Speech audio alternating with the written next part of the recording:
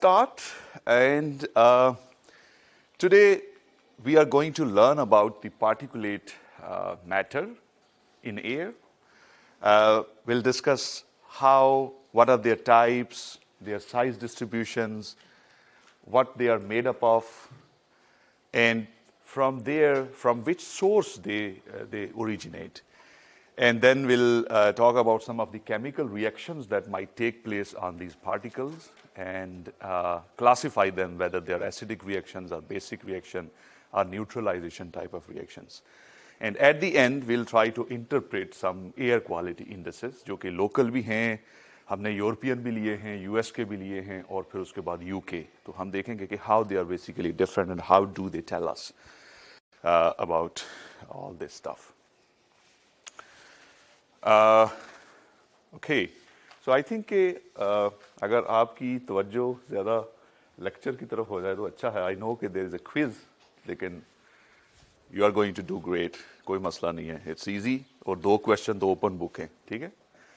तो no problem, ठीक है? आप कर लेंगे अच्छा. Okay, so you know कि the particulate जो smoke है, whether it is coming from a diesel car engine, जैसा कि आप यहाँ पे देख सकते हैं, or is it coming from some plant, chemical engineers बैठे हुए हैं यहाँ पे देखिए. So this is the most obvious kind of air pollution we encounter, right?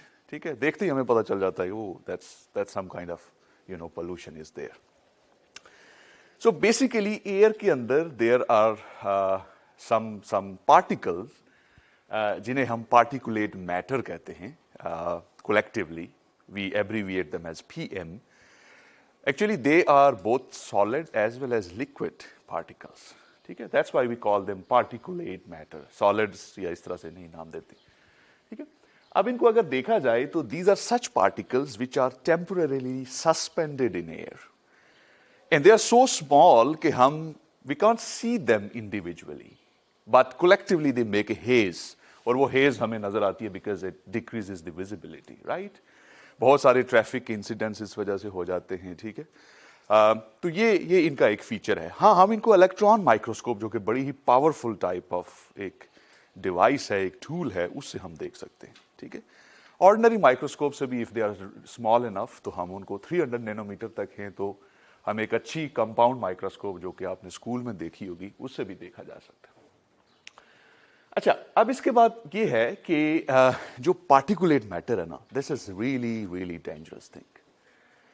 And together with the ozone, ground level ozone, this is the pollution that greatly affects the human lives. ठीक है? It also affects basically animals. I saw a paper in पनास. आप में से कितने लोग पनास को जानते हैं?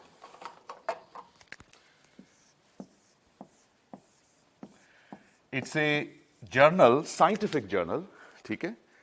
और published by the American Academy of Sciences. तो इसमें एक publication आई थी जिसमें a couple of months ago, in which what they did, they studied the effect of pollution, this particle type of pollution which we are facing, on the this bee, शहद की मक्खी, बड़ी वाली शहद की जो मक्खी है उसके ऊपर. उन्होंने देखा है कि how frequently it visits the gardens, for the nectar, जो कि एक उसका जूस होता है फूलों का जिससे वो शहद बनाती है, राइट? और उसने देखा कि उन्होंने देखा साइंटिस्ट ने कि उसकी ये जो हैबिट है ना of visiting the plants, flowers for getting the nectars, वो पोल्यूशन के दिनों में, हाई पोल्यूशन के दिनों में वो कम हुई है उसकी विजिट. सो घर पे पड़ी रही ज़्यादातर. एंड देन वो उन्होंने जेनेटिक्स देखी तो पता चला कि उसके अंदर जो स्ट्रेस के जीन्स हैं दे बेसिकली वो सामने आए हैं, यानी शी वाज अंडर स्ट्रेस. उसके जो पर हैं वो उन्होंने अंडर माइक्रोस्कोप देखा तो they were heavily loaded with the particles. ठीक है? तो उन्होंने देखा कि ना सिर्फ नफ्सियाती तौर पे उसको मसला है, ठीक है, बल्कि उसकी जो ओवरऑल हैबिट्स हैं, ओवरऑल जो उसकी हेल्दी एक्टिविटीज़ हैं, वो सारी की सारी मुतासर है. There are many plants which are being affected by this type of pollution. ठीक है? तो ह्यूमन लाइव्स के अलावा हमने देखा कि ये तो बाकी जो लिविंग ऑर्गेनिजम्स हैं उसको भी अफेक्ट ये करती है. सॉरी, ये मूव होती जा रही हैं चीज़ें. सो I told you that there are particles which are liquids as well as solids in the air. So let's classify them, or at least try to classify them based on their sizes. So this axis here is in micrometers. Okay? Micrometer is, you know, the 10 raised power minus sixth of a meter. Okay? It's a very small unit. हमारा जो sir के बाल होते हैं तकरीबन 70 micron के करीब करीब होते हैं. ठीक है? तो इससे आप अंदाजा लगा कि 1 माइक्रोन कितना हो सकता है. ठीक है? अच्छा, बहुत सारी चीजें हैं which we observe in the daily lives जिनको हमने क्लासिफाई किया. पहली बात जो बड़ी है वो ये है कि we can divide these particles into two things. The very first one is coarse particles. मसलन ये कोर्स हो सकते हैं और फिर फाइन हो सकते हैं. तो the rule of thumb is that these are the particles which are 2.5 micron micrometer or they are less than 2.5 micron. ठीक है? Broadly speaking. इन्होंने थोड़ा बनाया है तो I mean थोड़ा सा इस स्केल से हट गया, लेकिन this is a general classification. Okay. So आप देखेंगे कि जो आजकल वायरस का बड़ा पैंडेमिक चल रहा है, तो viruses are typically very very small creatures. आप देख सकते हैं कि their size is from 10 raised power minus 2 का मतलब ये है कि they are from this is 1 nanometre, so it is कितना 200, this is 200 nanometre, right? So nanometre is basically further जो अगर हम लेंथ स्केल पे चले जाएं, फर्दर स्मॉलर यूनिट जो है वो नैनोमीटर है. And it is 10 raised power minus 9 of a meter. ठीक है? तो आप देख सकते हैं कि ये तकरीबन यहाँ से लेके 10 raised power minus 1 का मतलब 100 नैनोमीटर. सो 20 नैनोमीटर से लेके 100 नैनोमीटर तक वायरसेस का साइज है. बैक्टीरिया थोड़े बड़े होते हैं और वो हम देखते हैं कि they are from 100 nanometre to up to 8 micrometre. Pollens जो कि अभी सीजन आने वाला है, दे आर इवन लार्जर और वो 10 से 80-90 माइक्रोमीटर के साइज का. अच्छा, ये जो ऑयल का स्मोक बनता है, specially even we cook at home, ठीक है, और जब हम फ्राई कर रहे होते हैं ना चीजें ढेर सारी, जो कि हम मतलब पूरा जो इंडियन सब कॉन्टिनेंट है इसमें वी लाइक फ्राइड थिंग्स. तो जब हम फ्राइंग कर रहे हैं तो उसमें भी बहुत सारे जो एयर के ड्रॉपलेट्स बनते हैं, पार्टिकल्स बनते हैं, और आप देख सकते हैं कि if it is burning, तो oil smoke can be in the fine particle range. Agriculture spray या even हम जो परफ्यूम के स्प्रे करते हैं, they are typically in the 10 to 100 micron. जो हमारी फाउंड्रीज है जहाँ पे मेटल के साथ लोग काम करते हैं, स्पेशली आयरन के साथ, तो it is also having some coarse particles. और एटमॉस्फेरिक जो डस्ट है, it contains both fine particles and coarse particles. Tobacco smoke जो है exclusively it is fine particles. ठीक है? स्मोक भी इसी के अंदर आता है. कोल की जो डस्ट है उसमें भी हम देख रहे हैं कि ज्यादातर कोर्स पार्टिकल्स हैं, कुछ हद तक इसमें फाइन पार्टिकल्स आ जाते हैं. तो this gives us an idea कि जो कोर्स पार्टिकल्स हैं और फाइन पार्टिकल्स की एवरीडे लाइफ से क्या क्या एग्जांपल्स हैं. ठीक है?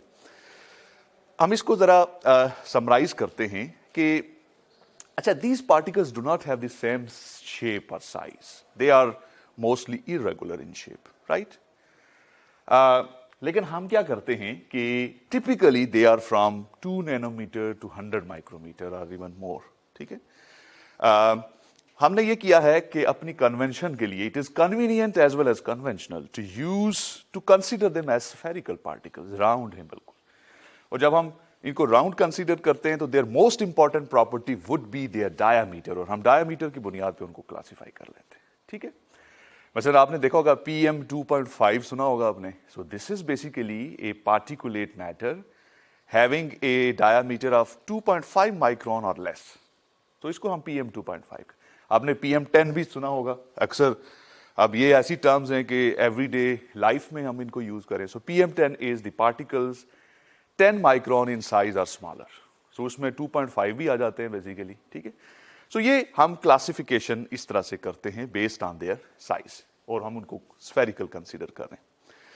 अच्छा, लास्टली एक बात देखें कि आइडियली हमें सोचना चाहिए कि if they are particles they must have some mass, और अगर if they have some mass तो ग्रेविटी उनको सेटल डाउन क्यों नहीं करती? तो यहां पे स्टोक्स लॉ हमें हेल्प करता है कि basically it all depends on the size. Size जितना ज्यादा होगा उतने ही इजीली पार्टिकल सेटल होंगे। मसलन 100 माइक्रोन से ऊपर वाले जो पार्टिकल्स हैं, दे do not spend much time in air and they settle down at the bottom. ठीक है, ठीक है, ऑन द अर्थ सरफेस। आपने देखा होगा। या उसके बाद फिर ये है कि अगर कोई सरफेसेस मिले उनको तो ये उसमें भी जाके बैठ सकते। तो suspended particles like to spend time in air unless they find some surface। आपने गौर किया है कि ये जितने भी दरख्त हमने लगाए हुए हैं उनके पत्तों के ऊपर हमेशा हमें एक गर्द सी नजर आती है, राइट? इसका मतलब है कि ये एक तरह से गर्द को ट्रैप कर रहे हैं, because they are providing some surface area for this suspended particles जहां पे वो सेटल हो सकते हैं। ठीक है, तो दरख्तों से इसीलिए हम कहते हैं कि एयर पोल्यूशन को कम करने में हेल्प मिल सकती है। तो स्टोक्स लॉ ये कहता है कि जो रेट होगा जिस पे एक पार्टिकल सेटल करता है, that increases with the square root of the diameter. ठीक है, तो इससे हमें ये पता चलता है कि अगर दो पार्टिकल्स हैं जिनका साइज डिफरेंट है तो उनकी सेटलिंग टाइम में बड़ा डिफरेंस होगा। ठीक है, जो लार्जर पार्टिकल्स हैं, स्मॉलर पार्टिकल्स हैं, they will need more time to settle. इसका मतलब है कि their times are so long कि they mostly stay in the atmosphere. Settle होते हैं लेकिन they take quite a long time. So let's talk about from where these particles basically come from. So पहले हम कोर्स पार्टिकल्स की बात कर लेते हैं। आपको क्या लगता है कहां से आते होंगे? Any thoughts? Volunteer thoughts? यानी the particles which are relatively larger, 2.5 microns or even larger. For example, dust जो कि बड़ी कॉमन है। ठीक है, नहीं इधर नहीं है। ठीक, सो मतलब इतनी ज्यादा होती है कि हमें डेली बेसिस पे ऑलमोस्ट डस्टिंग करनी पड़ती है, right? So these are coarse particles. So from where they come? Okay, no problem, I tell you there are multiple sources of coarse particles. मसलन सबसे जो पहली बात है वो हमने ये याद रखना है कि they are basically formed from something even larger in size. ठीक है, फॉर एग्जाम्पल रॉक्स या कोई गलते सड़ते हुए पत्ते या ऑर्गेनिक मैटर या सैंड। ठीक है, तो इस तरह के जो कोर्स पार्टिकल्स हैं उनकी डिसइंटीग्रेशन से जो कोर्स पार्टिकल्स हैं they are formed. For example जो डस्ट पार्टिकल्स हैं ज्यादातर they are basically the part of soil से आ रहे हैं, और सॉइल बनती है वेदरिंग ऑफ द रॉक्स से। रॉक्स जब डिसइंटीग्रेट करती हैं because of the actions of lichens, जो कि प्लांट और एल्गी और प्लांट के बीच की चीज है। आपने देखा होगा पत्थरों के ऊपर, चट्टानों के ऊपर sometimes there are some spots, बड़े बड़े स्पॉट्स लगे होते हैं उनके ऊपर, उनको लाइकन्स कहा जाता है। तो लाइकन्स बेसिकली जब किसी पत्थर के ऊपर ग्रो करते हैं तो वो रास्ता बना लेते हैं एल्गी का। आपने भी उसके ऊपर बड़ी बारीक सी ग्रास देखी होगी। ठीक है, दीवारों के ऊपर भी समटाइम्स बन जाती है, हम उन्हें मॉसेस कहते हैं। मॉसेस जब आते हैं तो आहिस्ता आहिस्ता कि उसके ऊपर फर्दर वेजिटेशन भी हो सकती है, दे रिलीज सम केमिकल्स जिससे उसकी डिसइंटीग्रेशन शुरू हो जाती है, एंड हम कहते हैं कि it is weathering into soil, और सॉइल की फॉर्मेशन होती है जिसमें we cultivate things for our food and so on. तो सॉइल की डिसइंटीग्रेशन से ही बेसिकली डस्ट बनती है, या रॉक की डिसइंटीग्रेशन से। और इसी वजह से जितनी भी हमें रॉक्स नजर आती हैं, सैंड है, दे आर कॉल्ड एल्यूमिनोसिलिकेट्स, यानी they are the compounds of aluminium and silicon with oxygen. Earth's crust अगर देखा जाए तो ज्यादातर इन्हीं तीनों एलिमेंट से बना हुआ, aluminium, silicon, oxygen. And there are some others like कुछ एल्कली मेटल्स होते हैं, आयरन हो सकता है, कैल्शियम है, पोटासियम है, इस तरह की चीजें इनके अंदर पाई जाती। तो डस्ट तो यहां से आती है, वेदरिंग ऑफ रॉक से या सॉइल से। फिर हम देखते हैं कि विंड स्टॉर्म्स हैं, जो डेजर्ट एरिया है, they take away some sand with them, और वो उसको एक कॉन्टिनेंट से इवन दूसरे कॉन्टिनेंट में भी लेके जा सकते हैं। तो ये भी बड़ा इंपॉर्टेंट है कि पार्टिकुलेट मैटर को समझना बड़ा मुश्किल इसलिए भी है कि यू नो कि sometimes their sources are not local. हो सकता है कि हमें इस वक्त जो एयर पोल्यूशन आ रही हो वो हरियाणा स्टेट से उड़ के यहां तक आ रही हो, या मे भी कि अरबियन सी के ऊपर से, या जो डेजर्ट है अरबियन साइड पे वहां से यहां पे डस्ट उड़ के आ रही हो। ठीक है, तो particulate matter sources are not localise, और अमूमन ये एक कंटिनेंट से दूसरे कंटिनेंट में भी जा सकते हैं। फिर इसी तरह से जो लीफ है which are you know basically littering हो रही है, जिनकी विंड आती है तो वो it takes away some organic matter in with it, तो थोड़े से जो organic type of coarse particles हैं वो इस तरह से बनते हैं। वी नो के पॉलन्स का सीजन है तो वो भी एक तरह का कोर्स पार्टिकल्स ही हैं। हमारे पास हमने देखा था कि समटाइम्स फॉरेस्ट के अंदर हमें वी ऑब्जर्व के वहाँ पे फायर के इवेंट्स होते हैं, वोल्केनोज इरप्शंस हैं, तो उस वजह से भी जो है वो it's really tough to speak with the mask on. Okay, so volcano eruptions होती हैं, इस तरह की जो चीज़ें हैं उनसे भी we are getting some coarse particles, right. जो सी का एरिया है वहाँ पे ज़्यादातर जो पार्टिकल्स हैं साल्टी हैं इन नेचर, क्योंकि साल्ट के भी मतलब स्प्रेज बनते हैं, फाइन मिस्ट बनती है, जब वो ड्राई होती है तो यू नो उसमें सिर्फ साल्ट ही है। सो सोडियम क्लोराइड भी कोस्टल एरियाज के ऊपर जो पार्टिकल्स हैं उनका एक मेजर कंपोनेंट होता है। या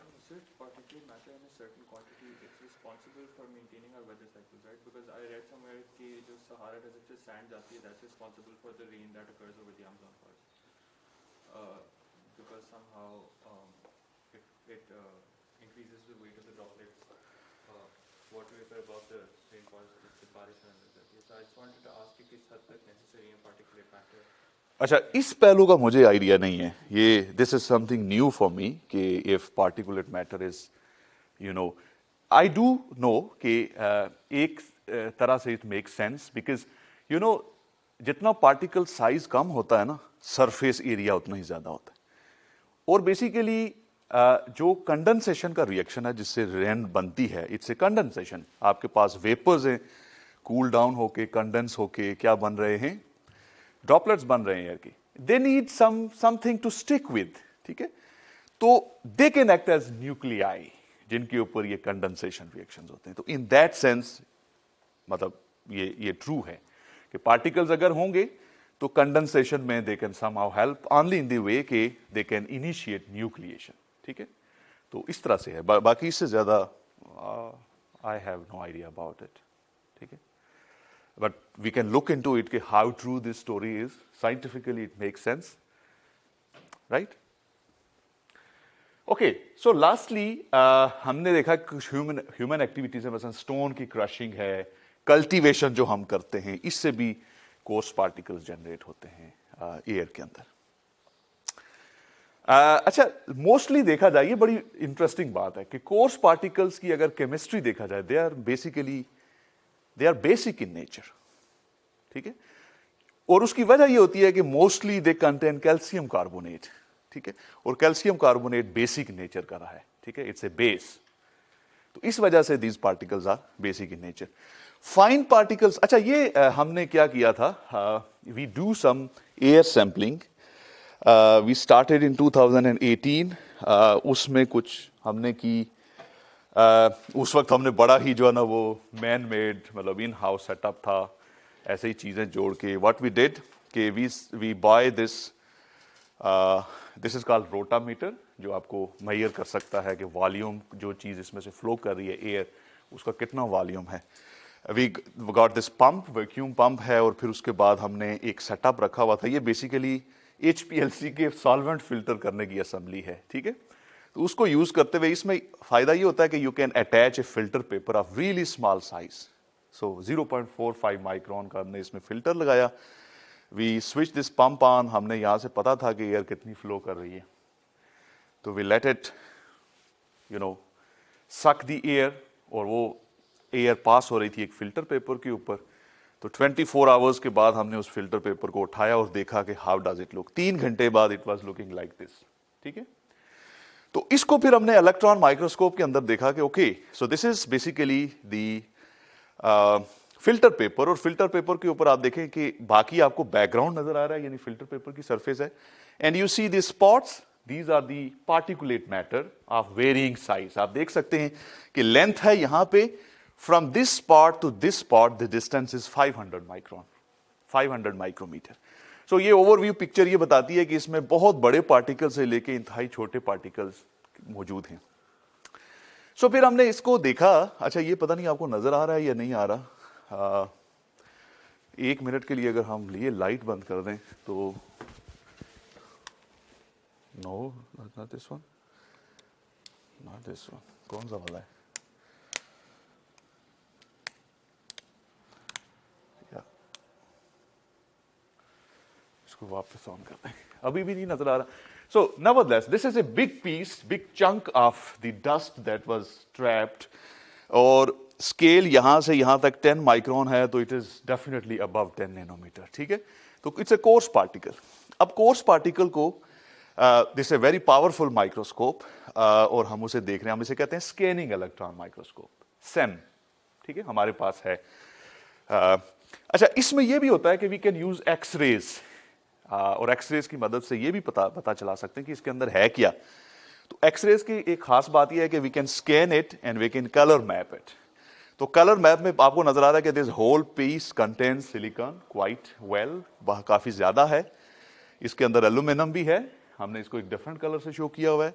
it does contain potassium, potassium थोड़ी सी कम है, और उसके बाद इसमें आयरन भी है। ठीक है, लेकिन आयरन की डिस्ट्रीब्यूशन थोड़ी सी तो अच्छा, इसका मतलब ये हुआ कि this is a typical dust particle, right, जो कि हमने कहा था कि it has the same composition as that of the earth's crust. ठीक है, तो ये इसी तरह का एक और पीस है। आई थिंक एक कंट्रास्ट की वजह से आपको नजर यहां पे नहीं आ रहा, लेकिन स्लाइड्स पे आप अपनी देख सकते हैं।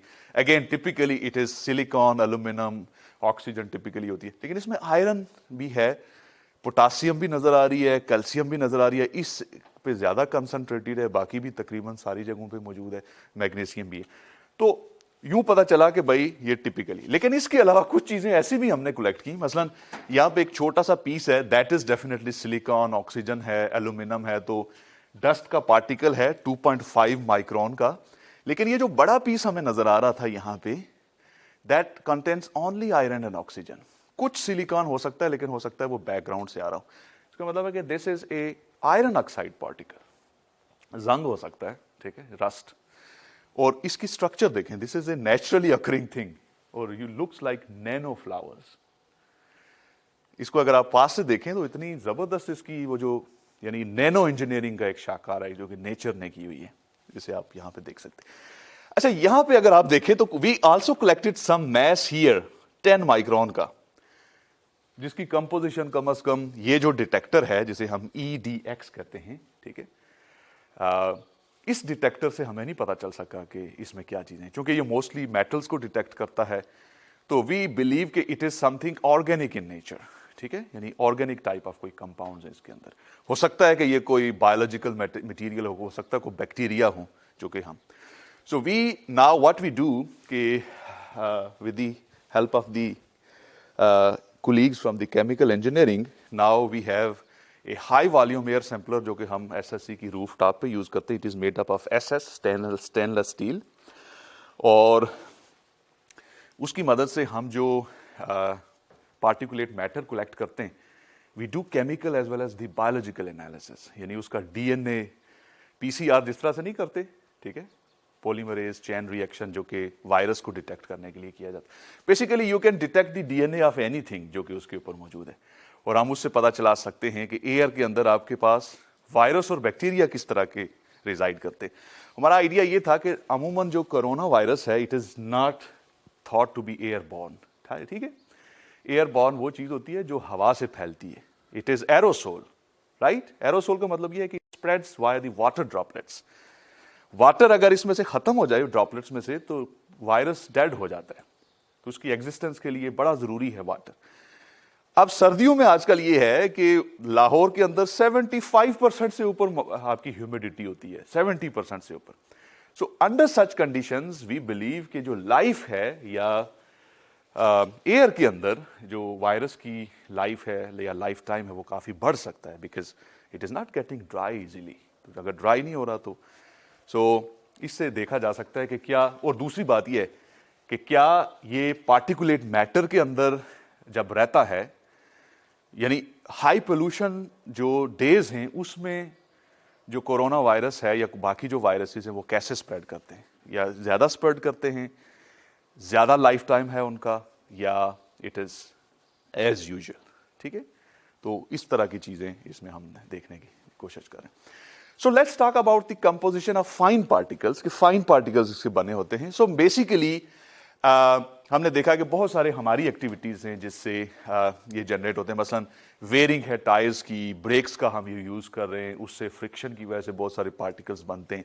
मेटल की स्मेल्टिंग की जाती है। What is a smelting process? Many metals exist in Earth's crust as ores. Minerals होती है ना, ores कहते हैं जिनको।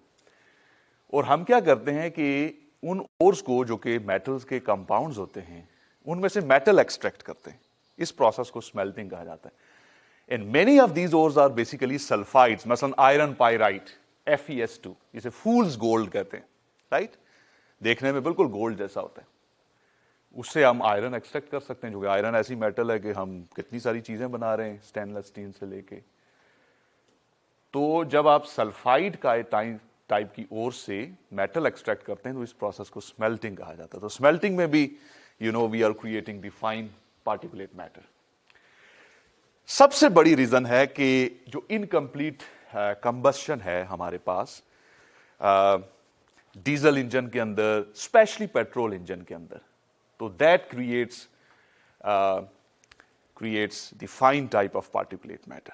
अच्छा, डीजल से जो बनता है ना पार्टिकल, वो रिलेटिवली बड़ा है और उसमें एलिमेंटल कार्बन होती है, यानी सिर्फ प्योर कार्बन, जैसे हम अमॉर्फस कार्बन कह सकते हैं। ठीक है, पेट्रोल से जो बनते हैं particulate matter, they are organic compounds. ठीक है, वो ऑर्गेनिक कंपाउंड्स हो सकते हैं, हाइड्रोकार्बन्स, ऑक्सीडाइज्ड हाइड्रोकार्बन्स एंड इस तरह की चीजें। तो ये सबसे बड़ा इसके बाद सोर्स है। अच्छा, एक बात कि जो कोर्स पार्टिकल्स थे उनके लिए हमने ये कहा कि they are formed by the disintegration of coarser particles, right? इसे हम कहते हैं top down type approach, top down synthesis, यानी किसी बड़ी चीज से छोटी चीज का बनना। नैनो टेक्नोलॉजी में भी ये टर्म यूज हो जाती है, टॉप डाउन। जो फाइन पार्टिकल्स है ये बॉटम अप अप्रोच से बनते हैं, यानी छोटे पार्टिकल्स, इवन एटम्स और molecules join together to make larger particles which are in the fine, यानी लेस देन 2.5 माइक्रोन के होते हैं। तो हम इसे बॉटम अप कहते हैं। तो fine particles bottom up approach से बनते हैं। स्पेशली जब गैसेस के रिएक्शंस होते हैं ना एयर के अंदर, मसलन नाइट्रोजन है, ऑक्सीडाइज हो रही है, नाइट्रिक ऑक्साइड बन रहा है, फर्दर ऑक्सीडेशन से नाइट्रोजन डाइऑक्साइड बन रहा है, वाटर के साथ नाइट्रिक एसिड बन गया। अब एयर में अमोनिया होती है, एसिड बेस के साथ रिएक्शन करके साल्ट बनाते हैं, अमोनियम नाइट्रेट बन गया। अब अमोनियम नाइट्रेट अमूमन तो पानी में होता है क्योंकि मॉइस्चर है एयर के अंदर, लेकिन जब वो ड्राई होता है तो it will be an ammonium nitrate particle. तो गैसेस के बहुत सारे जो रिएक्शंस हैं, they can create fine particles in air. और ये जो VOCs और नाइट्रोजन डाइऑक्साइड के रिएक्शंस है ना, इससे बहुत सारा फाइन पार्टिकल जो है ना वो क्रिएट होता है। कुछ एरोमेटिक हाइड्रोकार्बन्स हैं, मसलन बेंजीन रखने वाली, टोलोवीन है, ये भी जब एयर में जाते हैं तो they make a mist, aerosol बनाते हैं। अच्छा, एरोसोल हम एक बड़ी टर्म यूज करते हैं। रिमेंबर कि कोरोना के दिनों में भी हम इसे बड़े वाइडली यूज करते हैं इस टर्म को। So aerosol is the dispersion of solid और liquid particles in air.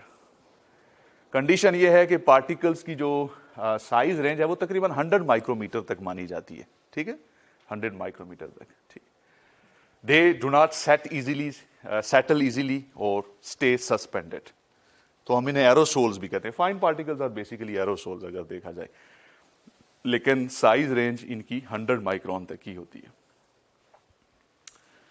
Okay, अब हम सोर्स की बात करते हैं कि आते कहां से हैं। तो सी के अंदर बहुत सारे, आपको पता है कि vegetation, specially LG, lower plants जिन्हें हम कहते हैं एलजी, ठीक है। तो एलजी के अंदर जब मेटाबॉलिज्म होता है तो बहुत सारे सल्फर के कंपाउंड्स बनते हैं और वो एयर में रिलीज हो रहे हैं। उनमें से एक कंपाउंड है डाईमेथल सल्फाइड। ये डाईमेथल सल्फाइड ओशन से रिलीज हो रहा है एयर के अंदर। Air is oxidising in nature, हमें पता है, right. It causes the oxidation. जब ऑक्सीडेशन होती है तो कार्बनल सल्फाइड बनते हैं और कार्बन सल्फाइड जो है, ये एंड प्रोडक्ट इसका ये है कि सल्फर के ऑक्साइड्स बन जाते हैं और वो सल्फर के ऑक्साइड्स फिर सल्फेट्स में कन्वर्ट हो जाते हैं। अच्छा, इसी तरह से फिर दूसरी बात हमारे पास क्या है कि सल्फर डाइऑक्साइड का जो बहुत सारा सोर्स है वो वोल्केनो से आ रहा है। We have power plant, specially जो कोल पे चलते हैं। कोल के अंदर इंट्रिंसिकली बड़ा हाई सल्फर होता है। बायोमास जितना भी है ना, हाउ इट इज वुड या बाकी सारी चीजें, तो उनमें सल्फर के बहुत सारे कंपाउंड्स होते हैं। In our research group, we try to make some carbon materials, carbon nano materials from wood, यानी बायोमास, इस तरह की चीजों से। जब भी हमने बनाया उसमें 12-15% तो सल्फर आ जाता है कहीं से। कहाँ से आता है वो? इंट्रिंसिकली प्रोटीन्स के अंदर डाइसल्फाइड लिंकेजेस होती हैं। सल्फर इंट्रिंसिकली आपके ऑर्गेनिक कंपाउंड्स में पाया जाता है, तो इट रिटेन्स, ठीक है। अच्छा, सो हमने ये कहा कि एनीवे ये जितनी भी सल्फर के कंपाउंड्स हैं, इनका क्या है एंड प्रोडक्ट? इनका एंड प्रोडक्ट है सल्फर डाइऑक्साइड। और सल्फर डाइऑक्साइड वाटर के साथ रिएक्ट करती है after oxidation. Sulphuric acid is the end product. और सल्फ्यूरिक एसिड की भी ये खास बात है कि ये एरोसोल बनता है इसका, यानी इसके बहुत ही फाइन ड्रॉपलेट्स रहते हैं एयर के अंदर डिस्पर्स। सल्फ्यूरिक एसिड भी एक एरोसोल है, यानी पार्टिकुलेट मैटर का एक हिस्सा है। अच्छा, फिर हमने देखा है कि जो सीवीड है, सीवीड भी एक एलजी है, इसे माइक्रो एलजी कहा जाता है। चाइना, जापान के अंदर इसे एज ए फूड भी यूज करते हैं। इसके अंदर कुछ कंपाउंड्स हैं कि जो मैथल आयोडाइड टाइप कंपाउंड्स, ठीक है, ये रिलीज होते हैं। इनके टूटने से आयोडीन बनती है और आयोडीन जाके ओजोन को ऐसे ही किल करती है जैसे क्लोरीन करती है, ठीक है।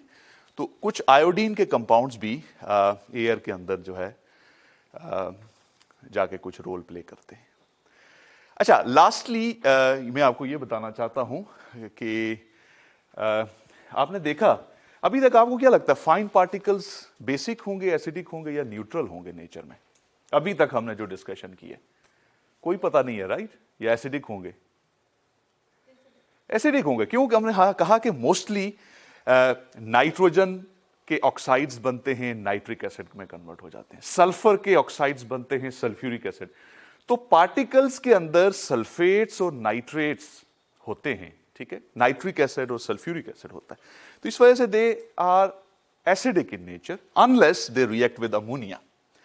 अगर ये अमोनिया के साथ, जो कि अमोनिया भी हमें पता है बायोलॉजिकल प्रोसेसेस से रिलीज हो रहा है एटमॉस्फेयर के अंदर, it is available. If it is available, base होता है अमोनिया टिपिकली। एंड बेस और एसिड जब रिएक्ट करते हैं तो इस रिएक्शन को क्या कहते हैं? हाँ, न्यूट्रलाइजेशन। और बनने वाले प्रोडक्ट को क्या कहा जाता है? सॉल्ट।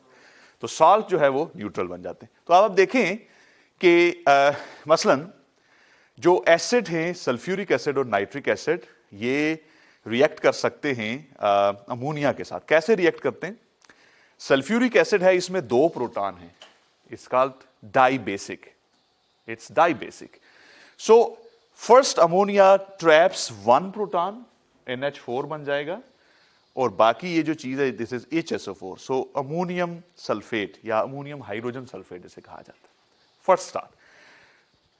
लेकिन it can further react with ammonia. Still, it has 1 more proton that can react with ammonia. So, in second step, it again reacts. और अब इसके पास अमोनियम आयन 2 हो गए हैं और सल्फेट रह गया बाकी, अमोनियम सल्फेट। अब इसके बाद फर्दर न्यूट्रलाइजेशन रिएक्शन नहीं हो सकता क्योंकि प्रोटॉन खत्म हो गए इसके पास।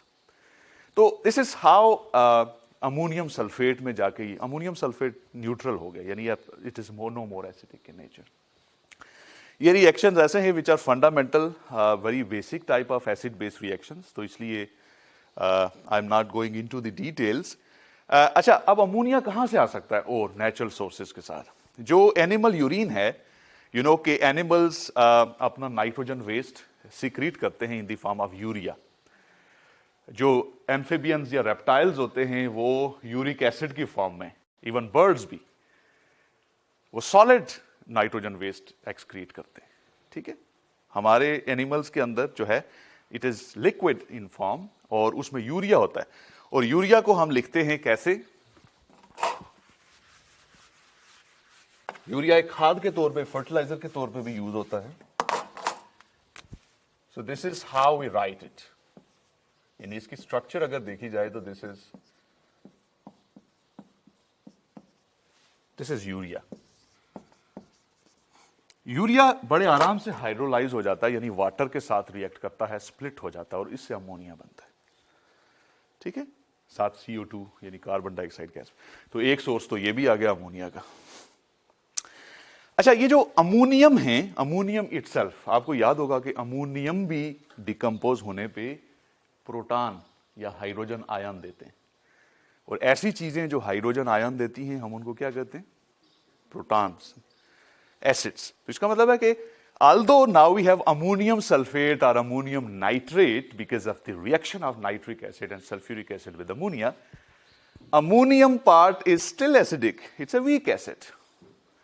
तो इसी वजह से हम कहते हैं कि जो फाइन पार्टिकल्स हैं they have acidic properties in nature.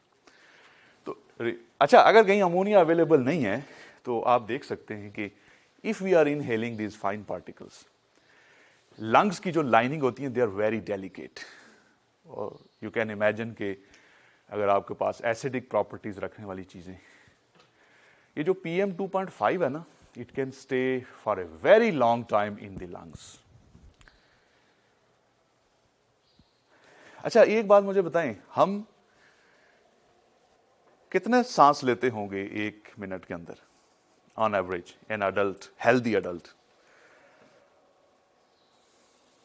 मरीजों को और आशिकों को छोड़ के, because they sigh a lot. सो उनका ब्रीदिंग रेट जो है ना वो थोड़ा सा अलग हो सकता है। ठीक है, तो जो नॉर्मल ब्रेथ है ना, 12 से 16 ब्रेथ लेते हैं हम 1 मिनट के अंदर, और 1 मिनट के अंदर हम कितनी एयर लेते होंगे? आधा लीटर, 500 लीटर, 500 मिलीलीटर्स। तो इसका मतलब है कि 1 मिनट में हमने कितनी एयर अंदर ली है?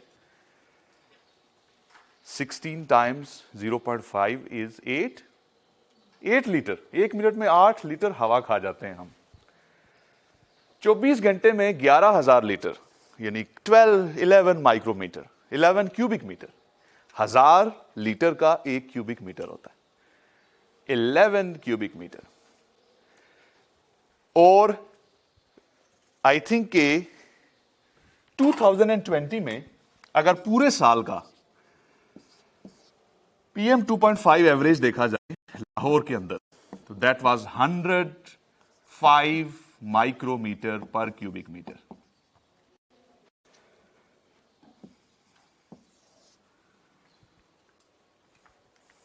ठीक है, आजकल के दिनों में तो 260 माइक्रोमीटर पर क्यूबिक मीटर है। एवरेज दिनों में भी हम एक दिन में तकरीबन 2 के करीब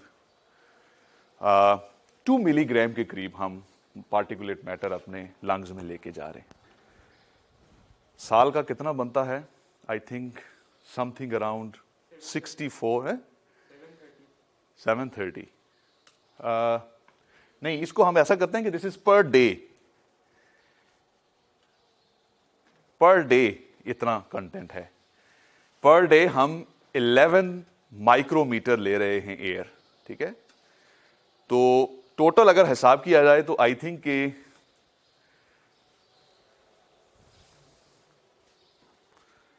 ठीक ठाक बनता है अमाउंट है। सो हम ये देख लेते हैं कि 2 मिलीग्राम पर डे और 366 टाइम्स 2, टोटल कितना लिया होगा हमने?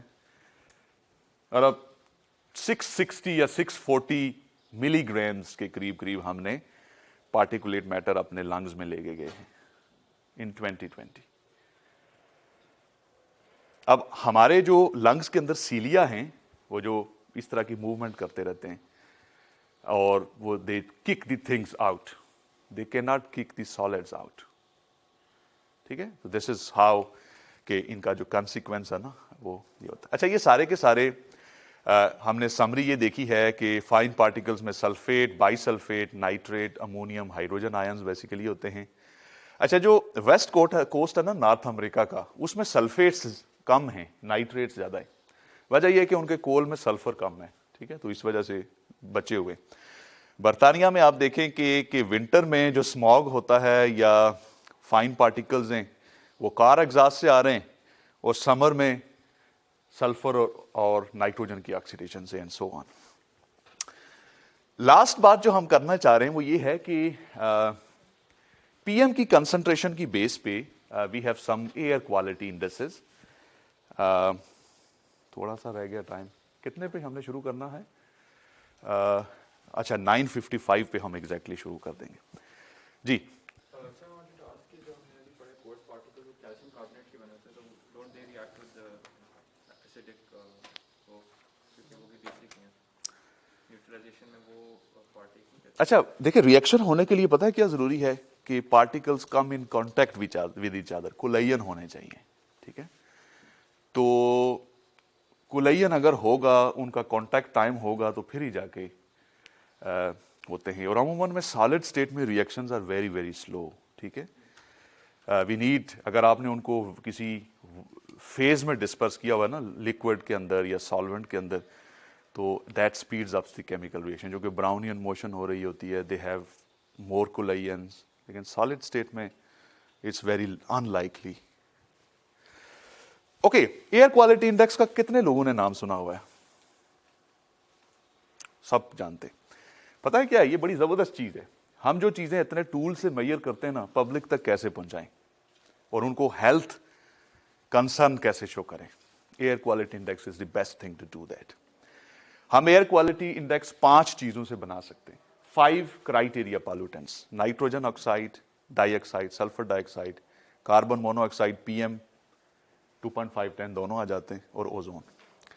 सबसे जो हम यूज करें ये है US EPA, environmental protection agency of USA, उसका हम यूज करते हैं। इसे यूएस AQI कहा जाता है। इंडिया पाकिस्तान में यही होता है।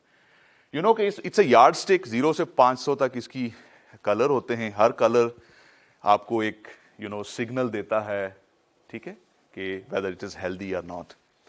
मसलन 50 तक अगर है तो this is quite healthy, good air.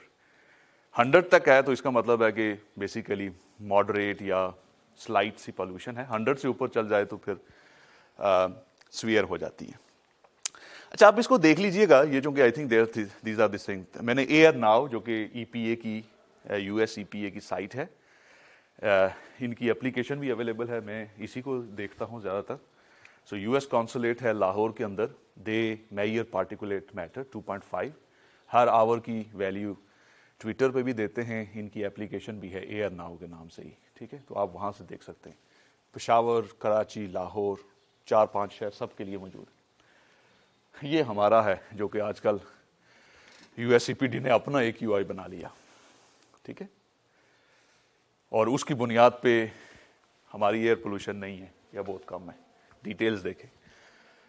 इस लेवल पे 200 तक भी अगर AQI है तो we are fine, international levels पे नहीं है। अच्छा, यहां पे आप देखेंगे कि this is the European air quality index, और यहां पे ये सारे के सारे PM 2.5 के लेवल्स हैं। इन्होंने 0 से 500 का कोई स्केल नहीं बनाया हुआ, ये सिर्फ PM 2.5 की बुनियाद पे क्लासिफाई करते हैं। दिस इज गुड और दिस इज वेरी पुअर या extremely poor, this is moderate, poor, very poor, extremely poor. और ये जो है ये यूके का, यूके जो है ना वो डेली AQI कहते हैं उसे, कि डेली। तो आप इसमें देखिएगा कि आया हर मुल्क जो है वो अपनी जाहिर बात है कंडीशंस देखता है, एयर पोल्यूशन को मेजर करते हैं, और फिर उसके बाद उसका हेल्थ इफेक्ट चेक करते हैं, और उसकी बुनियाद पे फिर वो डिसाइड करते हैं कि अच्छा हमारा थ्रेशहोल्ड क्या होना चाहिए, ठीक है। तो इस तरह से उन्होंने सेट किया हुआ है। हमने कैसे किया हुआ है, नो आइडिया। अच्छा, सो दिस इज इट। बाकी I think these are minor things. PM index के अंदर भी काफ़ी मसले हैं। मसलन इस वक्त हम गूगल करते हैं तो हमारे पास जो PM AQI आता है that is based on the low cost air monitor, जो कि $200 का या $300 का एक डब्बा सा मिल जाता है। मैं और आप भी लेके घर रख सकते हैं और फिर उसके बाद वेबसाइट पे रिपोर्ट कर देते हैं। There are many issues with it. I have explained this in this article. Lastly, this is a very good opportunity for all of us. जो जर्मन एम्बेसी है इस्लामाबाद के अंदर, they are conducting in a competition. 5 minute की एक video बनानी है air pollution, मतलब any kind of pollution, water, land, air.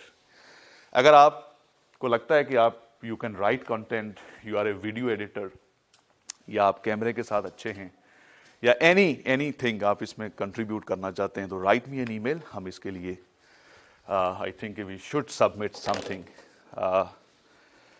Something for this. So this is it for the day, for the lecture.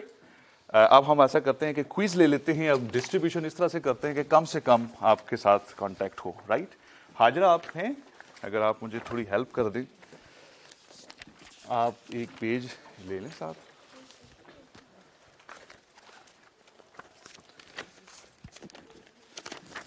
ये pages भी रख लें साथ.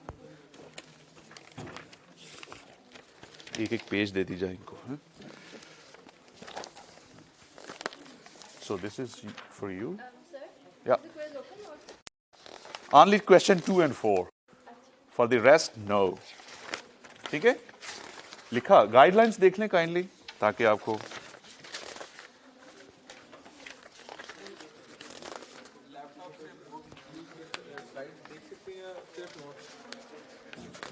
नोट्स अगर कर लें तो ज़्यादा बेहतर है. हैं आपके पास?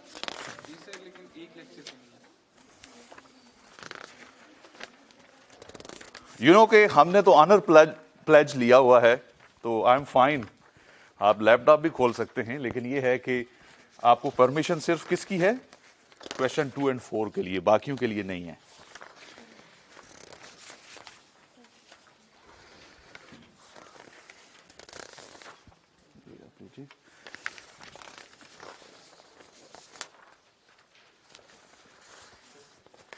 या आपको नहीं मिला?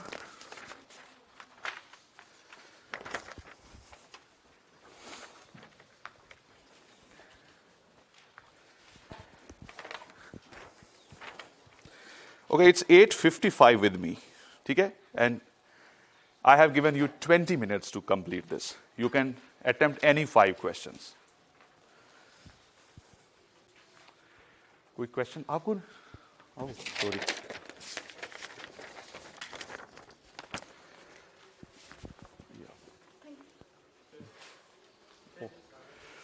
आज ना कुछ मुझे दीजिएगा ज़रा. Thank you.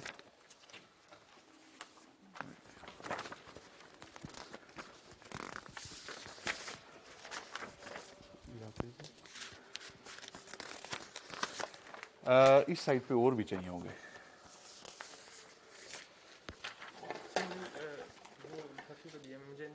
अब आपको नहीं मिला? अच्छा, ये एक शीट आपको चाहिए अगर, तो उसके लिए रख ले. हाँ, बंद कर, ऑफ बंद कर दें, बस आज के लिए इतना ही है.